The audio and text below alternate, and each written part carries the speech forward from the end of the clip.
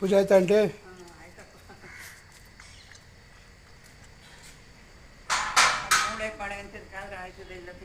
ಇಲ್ಲ ಹಾಲನ್ನ ದಿನ ಬರ್ತದೆ 6 ಗಂಟೆಗೆ. 6 ಗಂಟೆಗೆ ಬಂದು ಅದು ಬಿಸಿ ಐತೆ ಅನ್ನ ಐತೆ. ಹಾಂ ಇಲ್ಲ ಇಲ್ಲ ಹಾಕ್ತೀರಲ್ಲ, ಇವತ್ತು ಬಿಸಿ ಐತೆ ಈಗ ಮಾಡಿದ್ದು. ಹ್ಞೂ ಗ್ಯಾರೇಜ್ ತೊಗೊಂಡೋಗ್ತೀನಲ್ಲ ಅಲ್ಲಿ ನಾಯಿಗಳು. ಹಾಂ ನೋಡಿ ತಿಂತಾಯ್ತು ನೋಡಿ, ಅದು ಬಿಸಿ ಐತೆ, ಅದಕ್ಕೆ ಸ್ವಲ್ಪ ನೀರು ಇದೆ.